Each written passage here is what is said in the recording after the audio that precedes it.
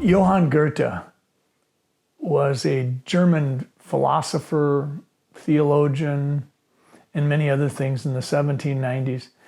And he made some statement that when you really make a commitment to do something, things will happen that you could never have anticipated. That'll be one of the key takeaway messages for me when I reflect on the last 2 years of running for governor. I knew at the front end it was going to be a monumental task. I knew it would challenge me in ways that I could not anticipate. But I think things happened that I could never have guessed. And those things, 90% of the time, were absolute blessings. Now, the 10% wasn't such a blessing. The tawdry, mean-spirited aspects of politics certainly came into play. And a lot of those aspects really did not need to be there. But some people just can't help themselves. It's a bit of blood sport for them. I think the biggest obstacle for me in winning the November 8th election to be governor was probably the process leading up to the endorsement in May of 2022 in Rochester. It's literally like running two different campaigns.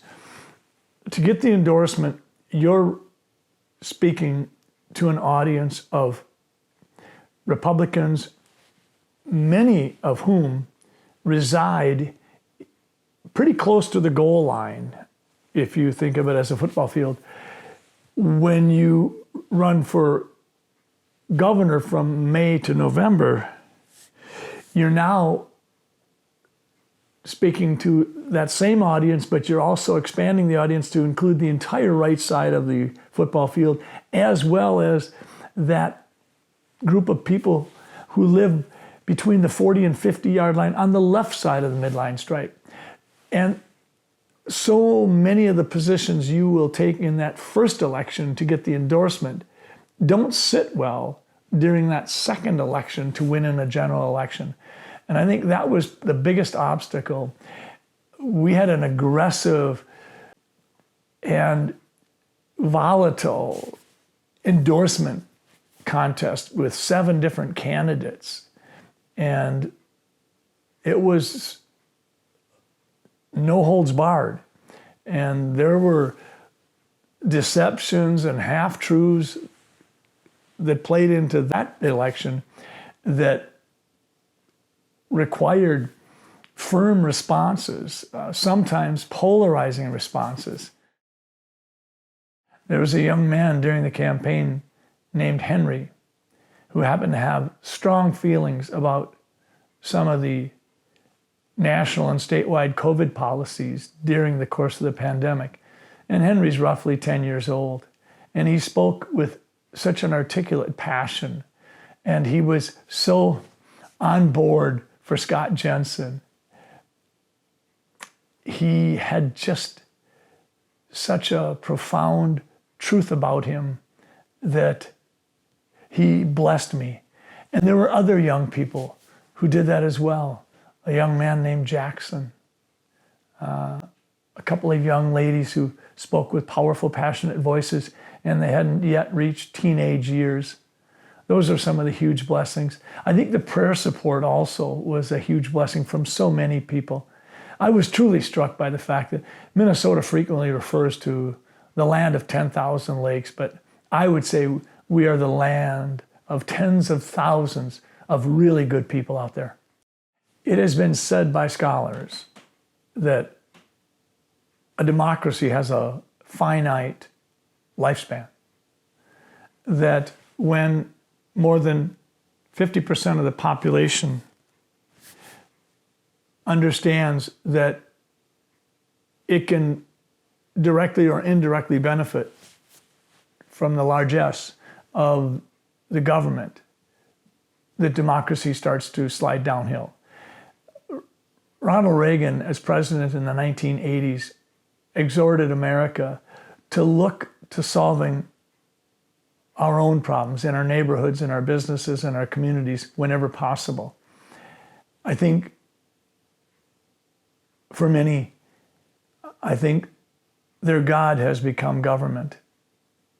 And government has grown, it's expanded, it's spread its arms out wide and it has said, I can do this for you. I will do this for you. I simply need you to trust that I will do it for you. But the tawdry downside of that transaction is that government then also will say, don't you dare hold me accountable. And I think it's in that lack of accountability that we've lost our way. It's not going to be an easy road back. Minnesotans have always been a self-reliant group. Minnesotans have always been an industrious group of people.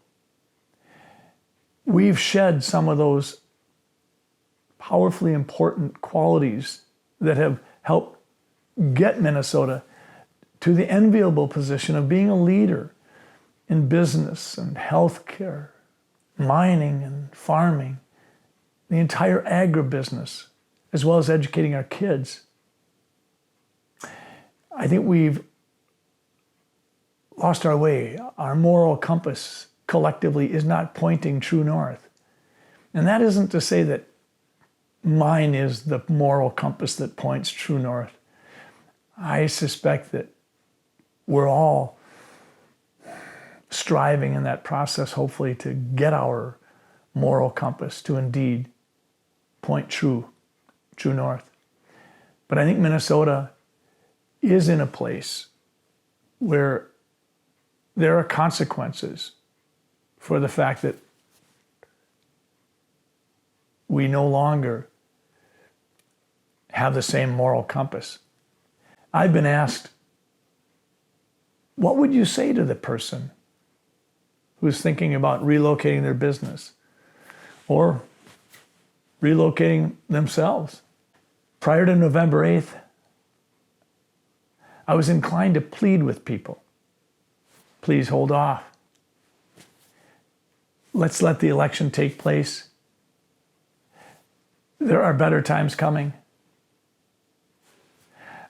I don't know what's coming. What is coming is not what I anticipated. And I hope that I'm surprised by what happens. But I have grave concerns about the role of government in our lives, the lack of accountability. If there were one thing that I would really hone in on, it would be that our founding fathers anticipated that public servants would be, if you will, visitors into the hall of government, not forever landlords. We don't have a citizen legislature in many situations, and we don't have public servants who expect to step away from their vocation and their hometown community to go serve for a period of time and then return. It has become a political class. It has become a process whereby once you're elected, you're expected to spend almost immediately significant amounts of time fundraising to feed the beast, fundraising to feed your next election, addressing issues or not addressing issues in such a way that you will protect the next election. Our founding fathers may be rolling over in their graves. Minnesota is entrenched in some of this. There will be a tendency to vilify the motives for why people leave. And those vilifications will include they're greedy, or they didn't want to stick it out, they didn't want to do the hard work, they were, if you will, short-sighted. But I don't think that's true. I think we're losing hard workers. We're losing good middle class servants of Minnesota. We're losing job creators and producers. We're losing entrepreneurs. We're losing so many folks who, when they put their head on the pillow at night, she or he doesn't see sleep come easily. They continue to rumble around in their head with ideas about what can they do next, what downstream industries might be created, what upstream needs might be, if you will, satisfied within the borders of Minnesota. Those are things that aren't necessarily being considered now. But the folks we're losing are valuable folks. If you look at our migration patterns in and out of Minnesota, we're not in an advantageous situation.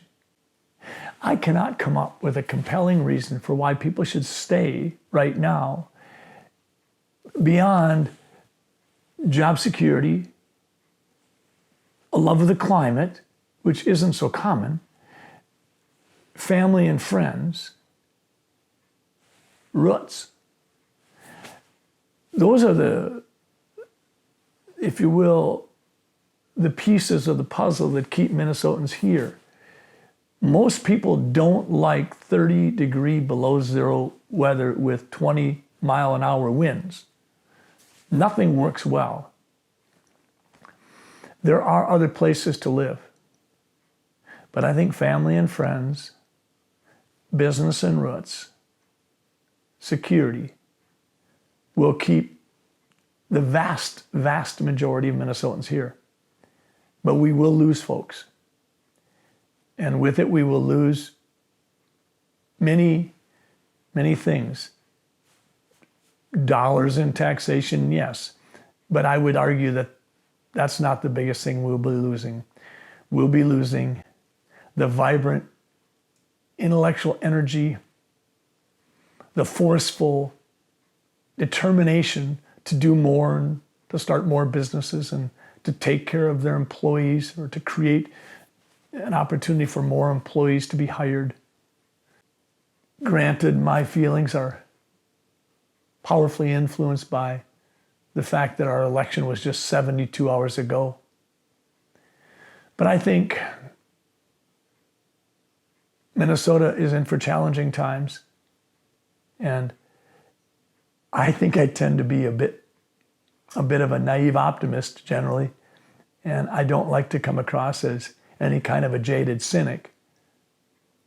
I grant you, I think I powerfully inclined to be skeptical of big tech and big pharma and big government. But I think in this situation, and I think there's always been, for me, a balance between being skeptical and being an optimist. But I think today I find myself at a place truly wondering, how are we going to move through the next 5 years, holding on to the values and convictions that have allowed Minnesota to be the bright shining star of the North. In the last weeks of the campaign, perhaps the most common question I was asked was, are you getting tired? How can you not be getting tired? And it was interesting. Both my wife and I had the same general response. Mary and I both felt like wherever we were, whoever we were connecting with, we were getting an infusion of energy. It was like these people insisted on filling our tank with gas. It was the passion, it was the affection, it was the prayers, it was all of those things. But at the end of the day, it was the intangible. It was the intangible connection between two people who share a moral compass. That intangible connection will be the most poignant, ever-present memory for me for the remainder of my life when I look back on the 2 years I devoted to running in a statewide race to be governor of Minnesota. I have been blessed to have that chance, to have my name on the ballot in November as a voice who said, we can do better. We need to do better. We've all endured a lot. We've all felt the pain of watching people's lives turned upside down, and we all have grasped the very real nature of failed policies and short-sighted leadership. And I asked the question over and over again for nearly 2 years. Who's going to step forward? Who's going to help lead Minnesota back to a place where we truly have a sizzling economy that all Minnesotans get to participate in? That somehow, how can we get back to a conversation that isn't blunted by a media that's more devoted to playing a gotcha game than the powerful Socratic method of asking a question which might lead to an answer, which would lead to another question, which would lead to another answer, and we might find ourselves on the way to having a big idea bubble up that would allow Minnesota to lead. We've lost that. We've lost that. So for Scott Jensen, I can feel that the gas tank is a little depleted. I'm absolutely confident that it will get replenished. How? When? Why? I don't know those answers. But I know that the sun's going to rise tomorrow morning, and somewhere along the line, millions of Minnesotans, myself being one of them, will say, okay, it's time to change the trajectory of our course. We need to do it differently. I'm confident that when that happens, I'll be here. I'll be a part of that movement. And that movement hopefully will be a magic moment for Minnesota as we move forward. But I do believe we're going to have to wait a while.